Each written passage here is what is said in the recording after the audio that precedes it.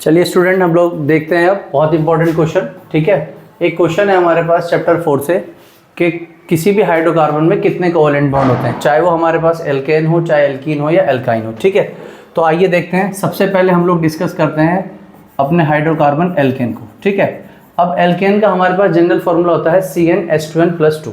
ठीक है, तो CnH2n+2।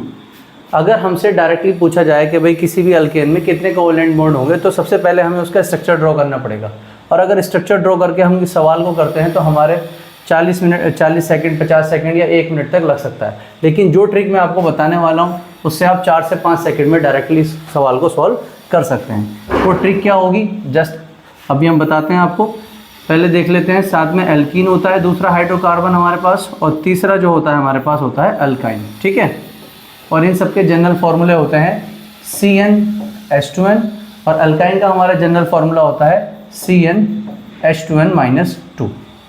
तो अगर इसकी ट्रिक पे अगर हम ध्यान दें तो यहाँ पर CnH2n+2 है। अगर हमसे क्वेश्चन आता है कि कितने कोवेलेंट बॉन्ड होंगे किसी पर्टिकुलर एल्केन के अंदर, तो आप डायरेक्टली C+H-1 कर सकते हैं और आप यहाँ से डायरेक्टली कोवेलेंट बॉन्ड निकाल सकते हैं। ठीक है, अगर एल्कीन के लिए आपको बोले तो आप सिर्फ C+H कर देंगे तो आपका आंसर डायरेक्टली आ जाएगा। इसी तरीके टोटल कोवेलेंट बॉन्ड बताइए, तो आप टोटल कोवेलेंट बॉन्ड निकालने के लिए यहाँ पे आप फॉर्मूला लगा सकते हैं C+H+1। ठीक है, तो यानी C+H+1 का क्या मतलब है, देखिए मैं आपको एग्जांपल से समझाता हूँ। अगर मान लीजिए मेरे पास कोई भी स्ट्रक्चर, कोई भी जनरल फार्मूला है C4H10, तो हम इसको देखेंगे कि किसका जनरल फार्मूला है। C4H10 अगर मैं देखूं तो ये CnH2n+2 यानी एक एल्केन का फार्मूला हुआ। ठीक है, अगर ये एक एल्केन का फार्मूला हुआ और मुझसे कहा जा रहा है कि इसके अंदर कोवेलेंट बॉन्ड बताइए कितने हैं, तो हम डायरेक्टली कोवेलेंट बॉन्ड बनाने के लिए इस ट्रिक का इस्तेमाल कर सकते हैं,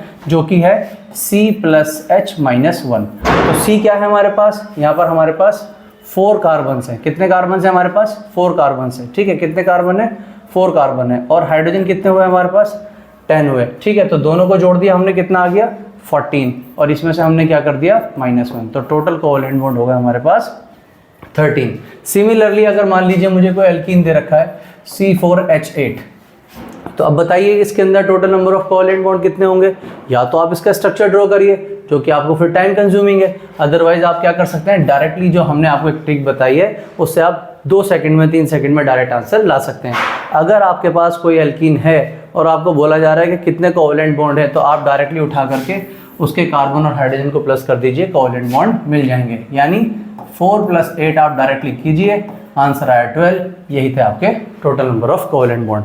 सिमिलरली आप यही ट्रिक आप इस्तेमाल कर सकते हैं किसी एल्काइन में। जैसे कि अगर मैं किसी एल्काइन का स्ट्रक्चर ले लूँ, जनरल फार्मूला ले लूँ, जैसे मैंने लिया C4, 4 का डबल 8, 8 में से 2 माइनस करेंगे तो 6 आया। मुझे पता चल गया कि डायरेक्ट जनरल फार्मूला किसका है, ये किसी एल्काइन का है। तो अगर ये किसी एल्काइन का जनरल फार्मूला है और मुझे इसके टोटल कोवेलेंट बॉन्ड निकालने हैं, तो पहला स्टेप या तो हम स्ट्रक्चर बनाएं, अपना टाइम कंज्यूमिंग वाला मेथड लगाएं, या आप ये वाली ट्रिक लगा करके डायरेक्ट इस सवाल को सॉल्व कर सकते हैं। अगर एल्काइन के लिए हमसे पूछा जाए तो हम क्या करेंगे, C+H+1, यानी जितने भी आपके कार्बन हैं, कितने कार्बन हैं, 4 कार्बन हैं। जितने भी आपके हाइड्रोजन है, कितने 6 हाइड्रोजन है, और हमें उसमें क्या प्लस करना है, जस्ट +1 कर देना है। और जैसे ही हम +1 करेंगे तो हमारे पास आंसर आएगा टोटल 4, 6 and 1 11। तो हमारे पास टोटल कोवेलेंट बॉन्ड कितने हो गए, 11।